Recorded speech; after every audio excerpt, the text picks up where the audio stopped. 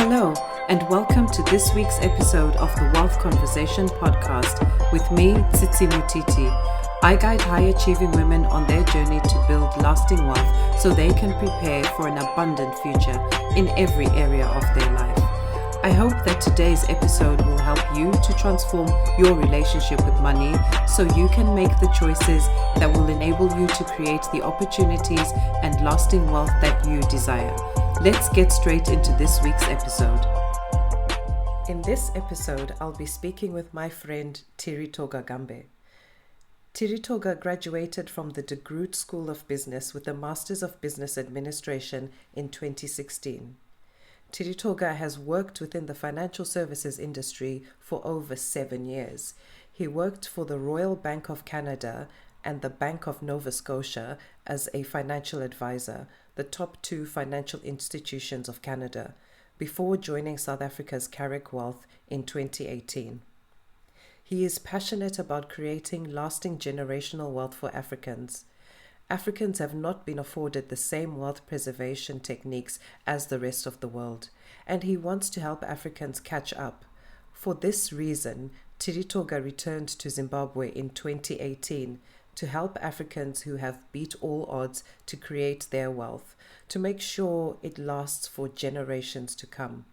Today we'll be talking about our experiences navigating conflicting global financial systems and how limiting knowledge has impacted our personal wealth journey and the finances of people around us. Hi, Tiri. Welcome to the Wealth Conversation podcast. Thank you for having me, Titi. Oh, it's a pleasure. It's a real pleasure. And I'm so looking forward to this conversation on how limiting knowledge can affect your financial future. But before we start on that topic, tell us a bit more about yourself. Who is Tiritoga Gambe? Tiritoga Gambe is a private wealth manager, wealth specialist, financial advisor, investment manager, whatever term they want to throw at me, who's also in a journey. I came back to Zimbabwe in 2018, but I'd left Zimbabwe just after I turned 18, and I lived and worked and got my education in Canada. So the financial system that I got to understand, the emotional cues and the investment needs that I really got to understand were more Canadian. And then coming back to Zimbabwe, it was very weird being in a culture shock in your own home country. And it's been a journey, because the one thing I learned from Canada was the biggest mistake I made early on in my career is I wasn't as authentic to myself as much. When I started out, I came with this, there's this stereotype that Zimbabweans work hard, So when I started, I was Mr. Get to the office 7 a.m., leave 10 p.m., talk to everybody, nag the seasoned advisors, investment managers, train me, talk to me, tell me everything, volunteering, boards, public speaking, name it. I was just trying to get out of there. But in the midst, I started out when I was 22, 23. But in the midst, because I was so much for my clients, I lost myself. And I remember when I was 26, it was my champagne birthday, because I was turning 26 on the 26th of November. So it was the 26th of the 26th. And I had my university friends, some of my Zimbabwean friends who were in Canada, wanted to invite them. And it was the most depressing time of my life, because I didn't know who I could invite, because I had so many conflicting and different social circles, right? Because a lot of my clients had become close friends, family, and everyone was different. I had clients who were like Canadian country, like I'm talking like they wear the camel clothing, go duck hunting and ice fishing, and we were close. And then I had the Italian clients who are on a Friday night going to the Italian club, having lobster and martinis, and I have the blue collar, the white collar. I have my university friends who are still, chasing girls and, just want to be in the club. And I've got my older feminist clients who are all about, the brave fighting for women, and completely conflicting from my university friends. So I remember it was my 26th birthday. Everybody wanted to do something. And I was actually like, this is going to be a big failure because I don't know if I can put everybody I know in the room. And at that point in time, and then I even started asking myself that, who am I? And I didn't even know. And so it ended up snowballed to me actually leaving the industry. I tried to leave the industry. I went and did my master's in business, trying to leave the industry, even went into logistics. But it was one of those things. It just kept coming back somehow, somewhere, kept coming back. So when I started back out now in my 30s, and I started with Carrick Wealth in Zimbabwe, it was more so like, yes, I have my own personal targets, but I was like, I'm going to stick to who I am. I'm going to stick to, even the clients that I have are clients that, even if they don't become clients, we are aligned with kind of people where we can actually meet up, because I know how I got last time. I had clients like, it's no joke, I had clients where they'd actually make a comment like, oh, Tiri, you're black. Sometimes I forget you're black, I know that comment. You're African. Oh, yeah, Tiri, you're from Zimbabwe. Oh, I thought you were born and raised here. You feel like one of us, and you're like, okay, it's a compliment, but is that a compliment? Like, yeah, it's so true. I mean, being I think in any industry, especially when you're starting out, you kind of try and pick up the cues that are there, because you think that that's the language. And I guess it's a form of survival for human beings and even animals. You kind of take on this camouflage to fit in. And I think it's actually age that causes us to ask that question, who am I? And it's something that I always encourage my clients to really dig deep and think about. And, one of the steps in my choices blueprint is identify your wealth values and intentions, because that is the foundation for everything that you are trying to build. So I love that story about, on the 26th of the 26th, that question came out to you, like, who am I? The next question I want to ask you is what your earliest memory about money is. It's weird. The earliest memory that I'm told that I have about money is my mom telling me that every time she went shopping with me as a little kid, as soon as we got home, I'd run to my dad and snitch on her, saying, my mom is busy out here, busy spending money. And it's funny, like with my father, I've always been very I'm very protective of my father's money, but also very giving at the same time. I distinctly remember, like, even feeling so bad for our gardener as a kid and giving him some of my pocket money. In hindsight, I'm like, this guy was like taking advantage of a little 4 or 5-year-old kid. But I genuinely would like sneak out after dinner, try to find him and slip him a little bit of my pocket money, So those are my two earliest memories of money. Wow. That's amazing. Two like opposite sides of the spectrum going on. You're snitching on someone for spending, and on the other side, you're giving money away. Yeah. Yeah, we'll see if we can figure out during the conversation how that's impacted your relationship with money over time.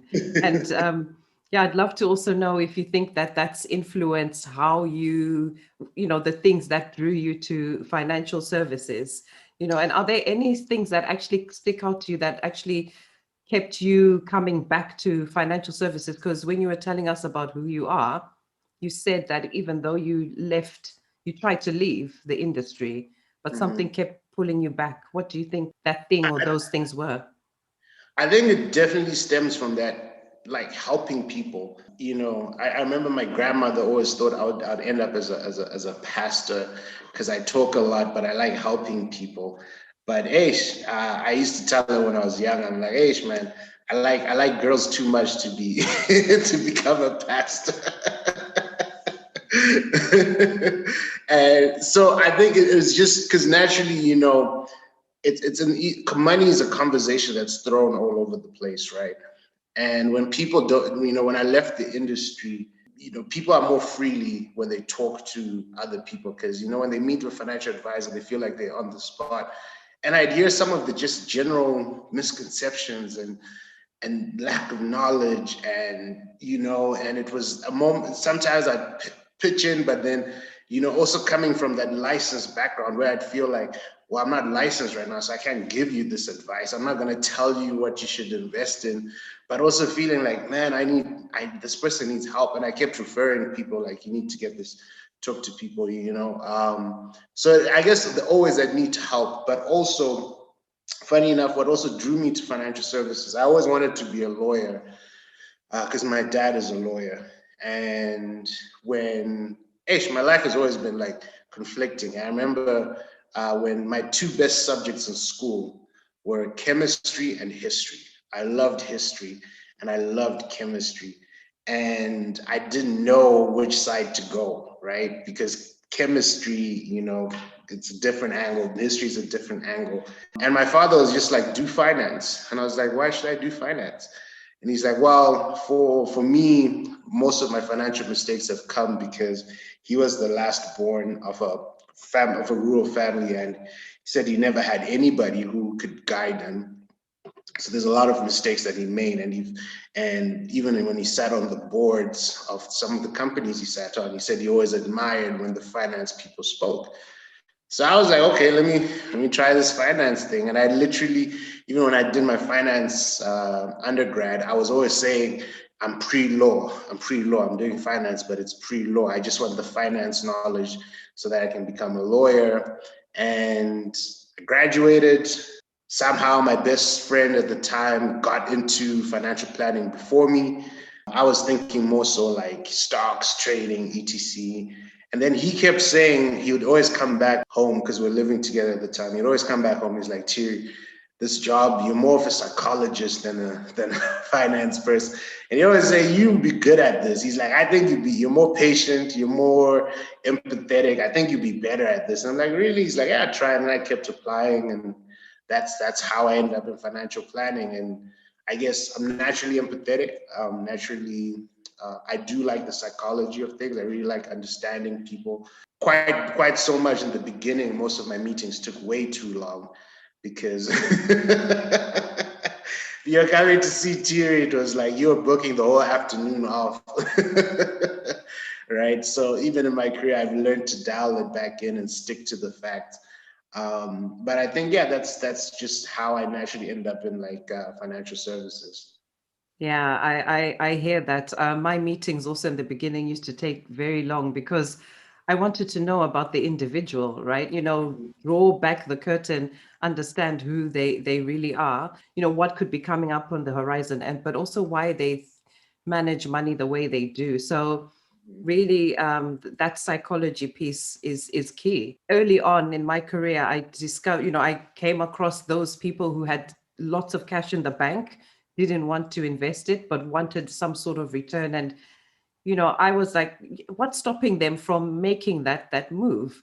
Didn't understand this concept of limiting beliefs, which were things that I've been also carrying around with me because of my experiences growing up in Zimbabwe, moving to a new country, etc. But when I approached you about this interview, you actually said that you don't call them limiting beliefs. You actually prefer to refer to them as limiting knowledge or limited knowledge. So tell me a bit more about that. Hey, I think it's my experience being in Zimbabwe. Zimbabweans, we're very educated people. We are a smart group of people, right? Very knowledgeable. But you find that the financial system, for me, like when you look at the historical aspect of it, especially in Africa, it's not an African financial system, right? You look at the African history, there was colonization, pre-colonization, our financial system, financial beliefs were very different. And when we gained independence, the world was like, here you go, but things had drastically changed, right? And you find that, I found that there's still this, because a lot of my clients are first generational wealth creators. They're the first ones to try to mix their own ethnical background, knowledge, and what they learned in school with, this global wealth perspective. But then you quickly find that the more knowledgeable people feel they are, the less open-minded they become. And also that knowledge, it sort of just compounds to whatever financial bias they have.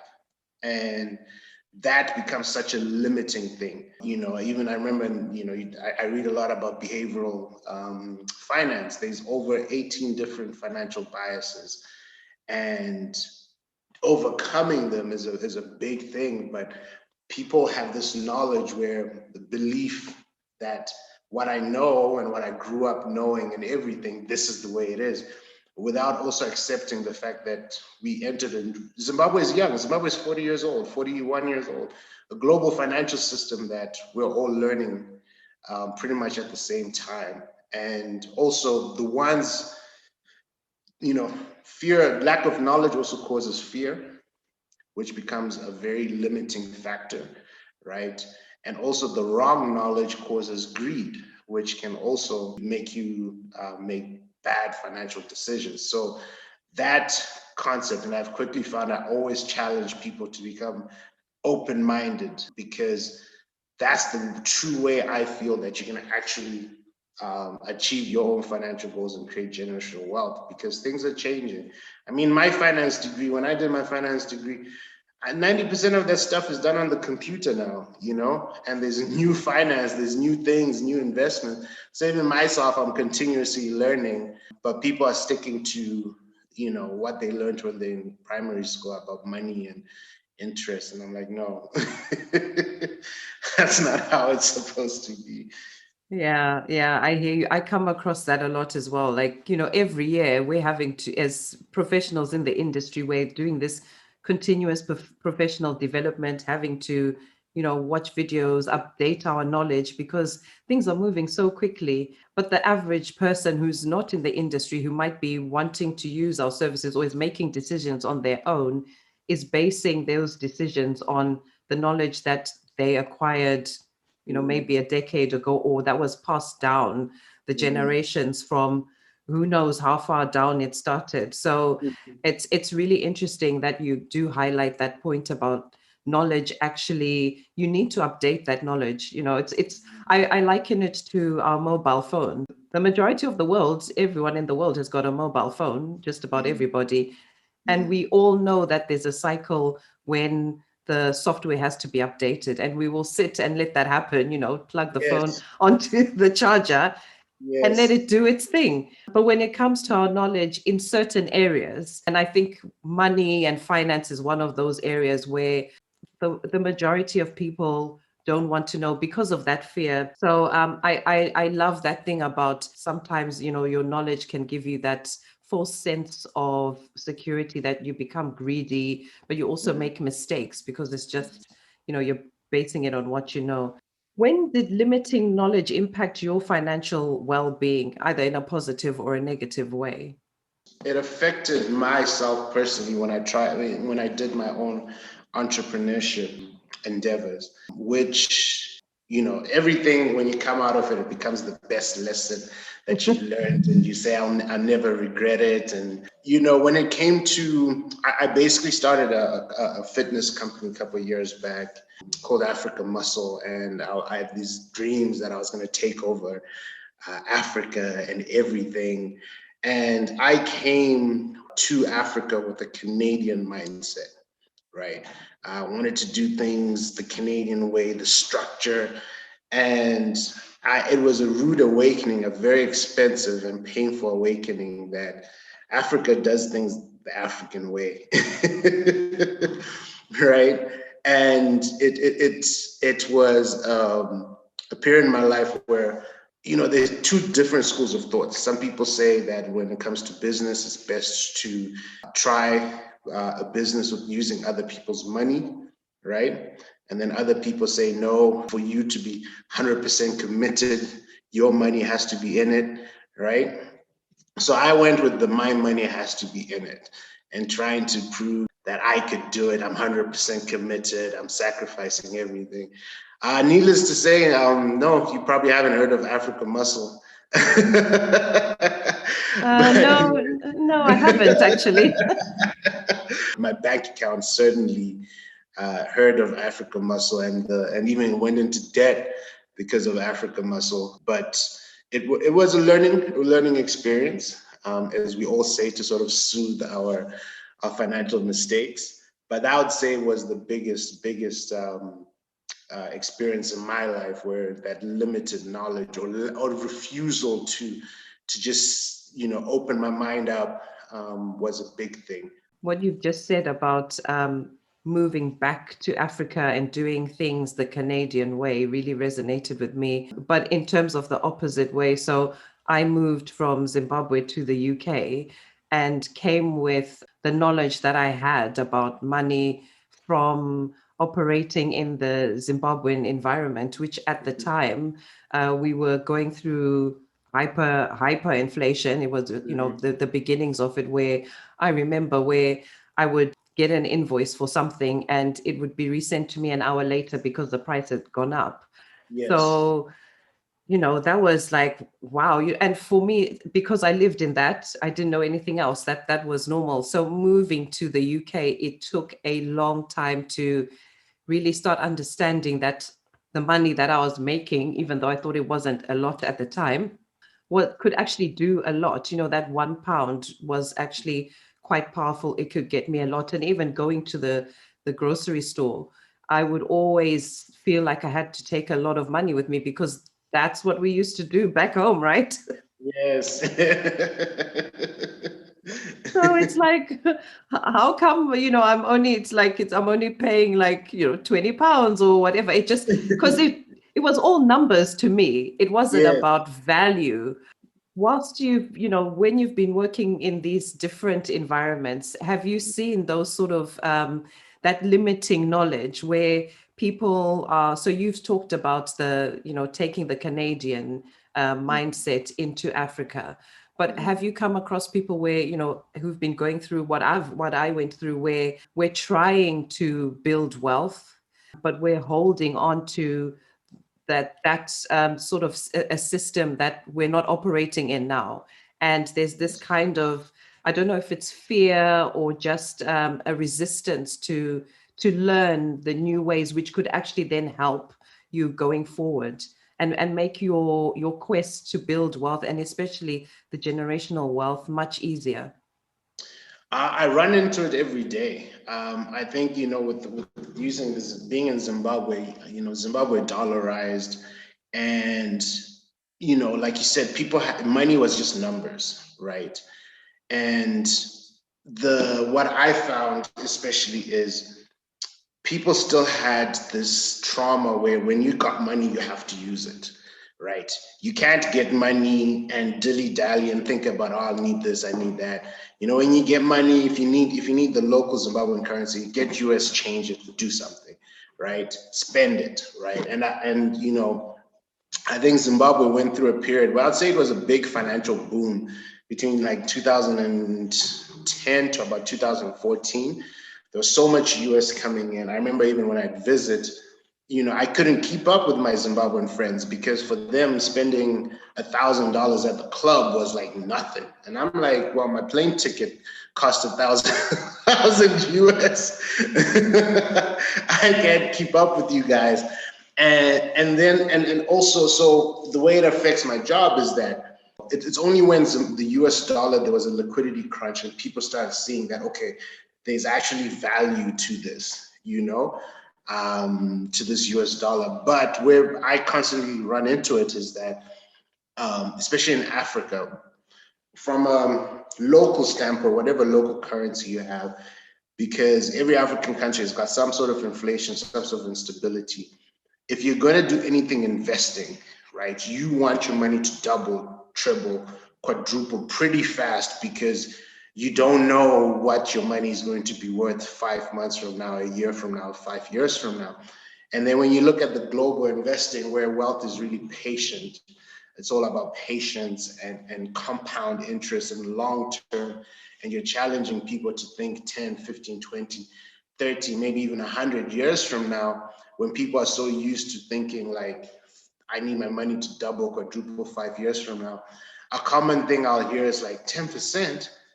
I can get 1,000% by just flipping my maize or by doing this, you know. So that's the thing. There's still this aspect where when I get money, I need to, you know, squeeze as much as I can from this investment opportunity right now. And people, I think the classy way people have asked me, people always like, Tiri, what's the low hanging fruit? Yeah, you've told me all about this, you've told me all about that, but what's the low hanging fruit? Tell me.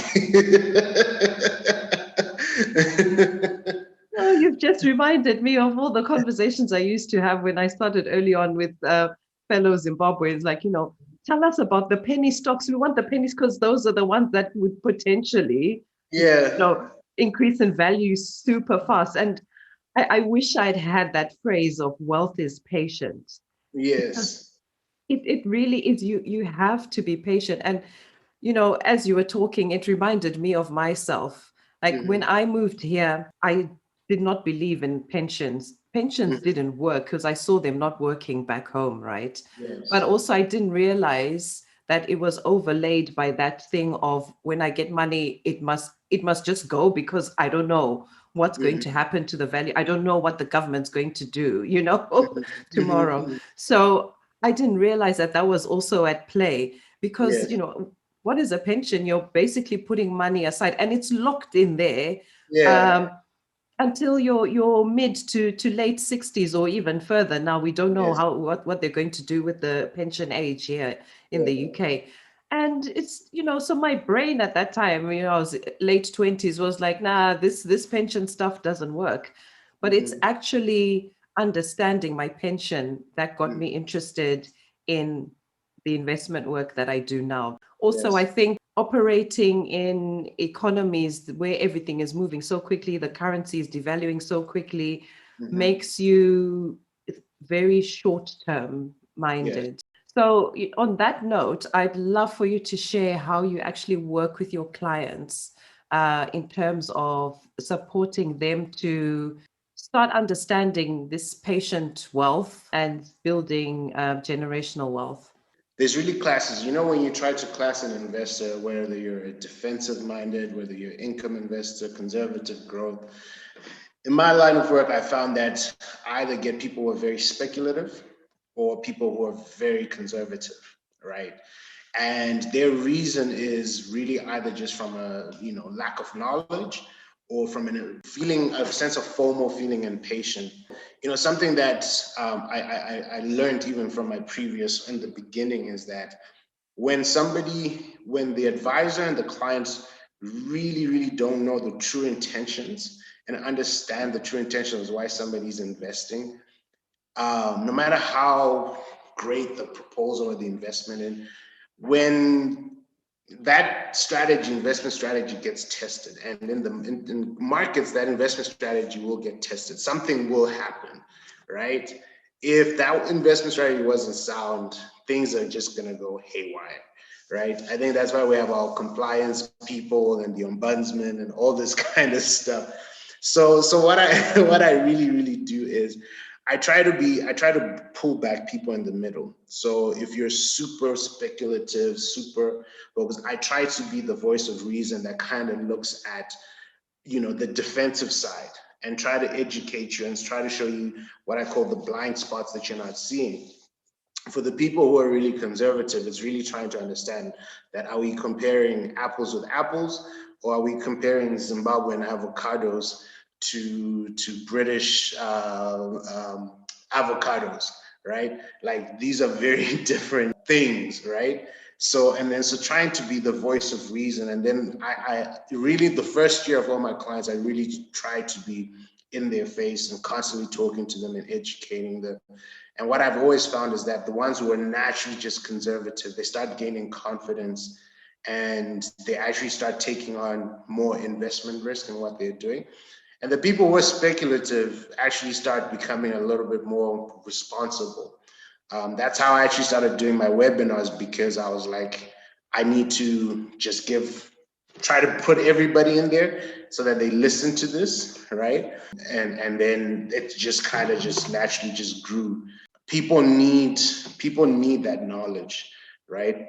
And I feel like my role in people's financial life is really, I'm the voice of reason, right?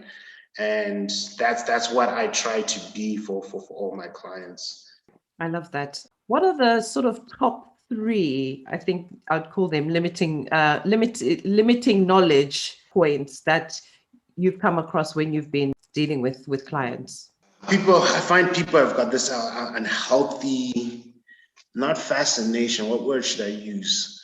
Unhealthy relationship with the word risk. Risk is such a trigger word.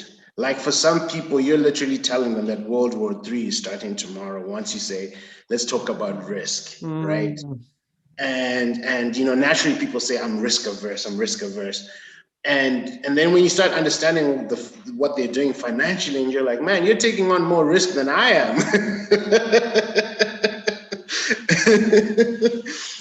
People put a blanket statement that I'm risk averse, and it's something that I even tell the Africans is that especially if all your finances are tied in Africa, you're not really risk averse, because Africa is the wild, wild west, man. Africa, things can change just like that. I mean, last time I spoke to you, Titi, like I think we were talking about, I think you went to South Africa for a vacation with your friends and stuff. And I was even thinking that, I'll have my wedding in South Africa. And 2 weeks ago, it looked like South Africa was going into complete anarchy. And that's the thing with South Africa. There was a time when, 2 years ago, Ethiopia was looking great. And I was like, I think I need to fly to Ethiopia and just speak to people there. The next thing, there's like a civil war like going on. Like there's, so that understanding of risk, I'd say, is number one. Number two, I would say people look for the confirmation bias, right? People really sift knowledge when they either talking to people like yourself, when they're reading the news, when they're reading the newspaper, watching TV. The information that I've noticed sticks to people is the information that sort of compounds or aligns with whatever they believe in, right? We'll use UK as Brexit. There are just some people who are like, this is the end of the UK. Like, this is it. Everything that they were seeing, elections coming up, next thing, like you're changing prime ministers and then this and that. People just saw it as confirmation bias and everything. Even when I was telling people that, UK property is looking good, right? But people are like, Brexit, and then they're like this and that. And then when you look at the numbers, like UK property has been doing very well in the last couple of years. And, but people just see it as whatever they believe is going to happen, that's what's going to happen, right? And it's funny, when I have certain people who I've spoken to, who I still keep in contact with, and whenever something happens, the S&P 500 is down, whatever, before I even know, they'll be telling me, Tiri, see, I told you. I'll finish a meeting and there's a WhatsApp. You see, Tiri, you're talking about the emerging markets. You see what's happening? See what's happening in South Africa? You see what's happening in India? See that Delta variant? And before I even know, they're like on me, so that confirmation bias. So I'll say that's two. And then three, I would just say the biggest one is I found that a lot of people just don't have that natural belief in themselves that they're meant to be wealthy. It's something I tell people that I believe Africans, even if you just look at African history, we were such an opulent society. Wealth it's in us. If you look at there's this resurgence of like African women, Black beauty. Man, like when I talk to some of these like photographers and people work in the fashion industry in Africa, like African fashion is not cheap. There's this sense of gold and being blazing gold and stuff, and even for African men, we that stature, that being king or being chief, there's wealth in us. But I've found that for what something happened, and some people just don't believe that they're meant to be wealthy. So I find sometimes I have to be more excited about the future for some of the people I meet than for themselves, because they feel that whatever they saw growing up, that little 20K radius, because Zimbabwe is like that. You could literally, your primary school, your high school, your job could be within like 100K radius, right? And that's all you've seen. And they don't, this Tiri, what my pension, I could have a tax haven pension based in the Isle of Man, some British island that's off UK, right? What, I can have property in France? Like what? Like, no, like I just want what I grew up seeing. So those are the major things I'd say I encounter that are limiting beliefs, limiting knowledge. That lack of belief that you deserve wealth, that you can be wealthy, is one I had struggled with, really. My younger years, we traveled a lot. I went to a really good school, etc., and surrounded by people who were, I had parents who were either entrepreneurs or, really doing well, senior levels in across the industry, and, some even in government, so there was no sense of lack of wealth. But certain things that happened in my life, I lost my parents when I was very young. The house I grew up with, then we had to sell it, to downsize, and not knowing that that was kind of sending that message of, when good things happen, they'll just get taken away.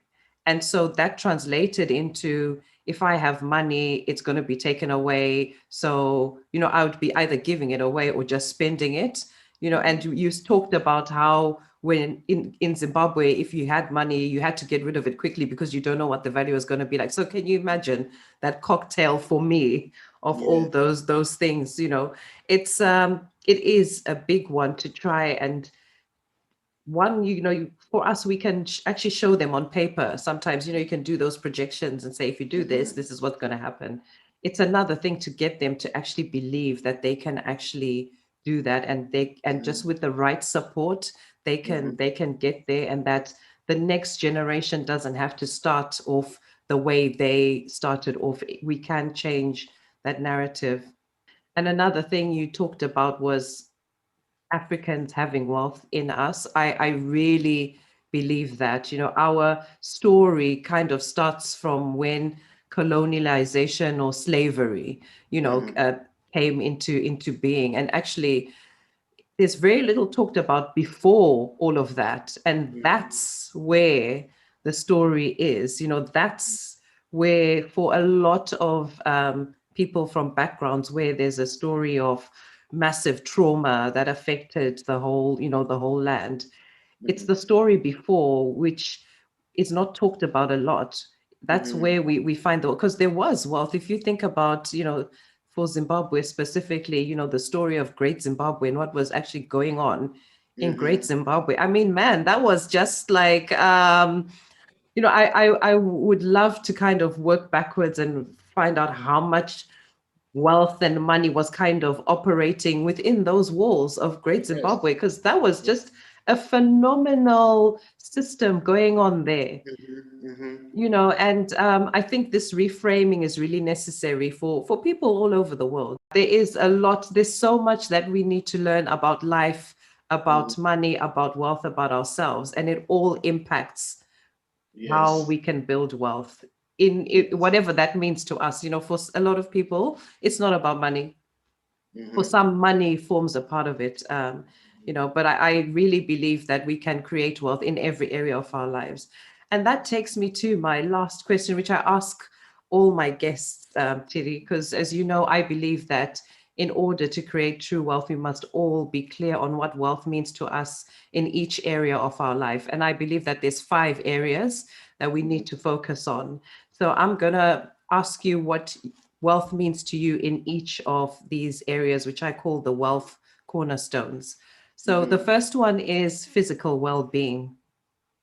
Physical well-being, that's taken a different light in my life ever since I turned 30. I took for granted my young metabolism in my 20s and, wasn't really, and even I was a big gym guy, but I was never the safest gym guy. And it's what is done is that I'm in my 30s and sometimes like my leg or back, it's too sore, right? And fitting into my favorite clothes sometimes is a very humbling experience, right? and physical well-being for me has taken that, not even from a nutrition standpoint, even being healthy helps me do everything that I want to do better, and having a body that's fit enough to go through, to support me through everything that I do, whether it's sitting on my desk having a Zoom from 8 until 8 and not having to take painkillers because I've been sitting for so long. That's definitely what physical well-being means for me now. Being able to give my body enough so that it can take care of me as well. What does mental well-being mean to you? Mental well-being, for me personally, mental well-being, it's about having the right state of mind to make the best decisions, makes optimal decisions for myself, for those I love, and for those that care for me. There's a saying where I always use that you want to make the best decision based on the information you have on hand, but also you need to be in a good mental state to also be receptive to information.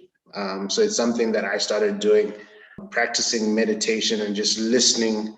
I'm a big podcast person. I listen to a lot of mindfulness stuff.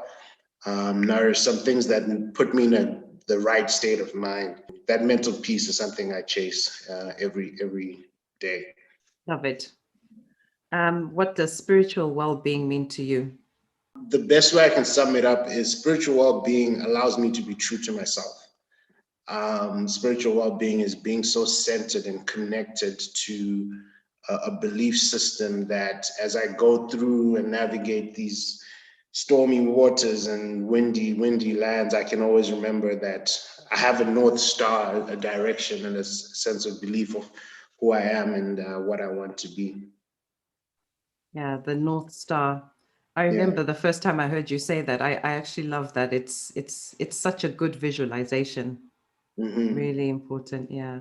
And social well-being.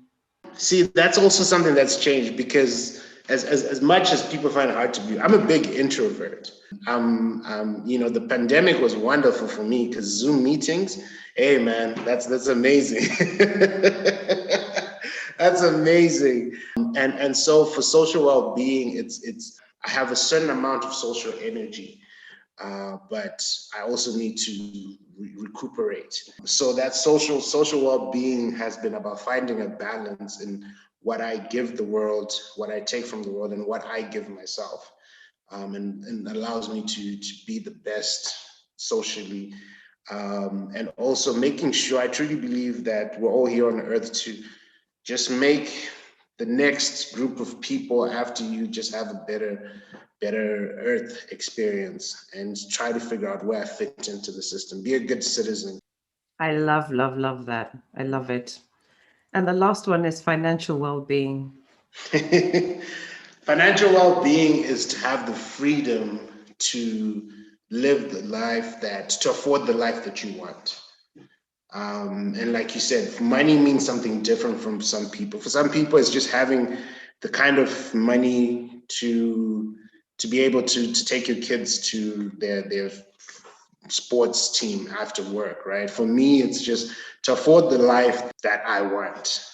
So yeah, amazing. And they're all linked together, without being physically fit to be able to do your work, the financial well-being will could potentially be impossible. Actually, it could be impossible for you to create that lifestyle you want. So they all interlink. Thank you so much, Tiri, for giving me the time to interview you. You've been an amazing guest. How can listeners get in touch with you if they wanted to work with you or just attend one of your webinars? I'd say the easiest part right now is LinkedIn. I'm on a big journey. I want to become a LinkedIn influencer. So my goal is to have like 1 million followers on LinkedIn. That's my ultimate goal. I love that. Yes, you can find me on Tiritoga Gambe on LinkedIn. That's the best place. I post a lot on LinkedIn. I'll be posting more. I've been challenged to share more of my life. I'm still trying to figure out what I can share. But yeah, I'll definitely be sharing more on LinkedIn. That's great. Thank you. And I will put the link in the show notes so it will be available for people to just click and connect with you. Tiri, thank you so much. I am so excited for the work you're doing for people in Africa and around the world. You know, your webinars are reaching a lot of people around the world, and I look forward to having you on the podcast again, but also working with you in the future. Oh no, thank you so much, Titi. It was a pleasure. Thank you for listening to this week's episode. Connect with me at the Wealth Conversation on Facebook and Instagram so we can continue the discussion. Also, if you're ready to define what wealth truly means to you, then go to thewealthconversation.com and download the Wealth Cornerstones guide. Until next week, stay focused on becoming the designer of your financial future.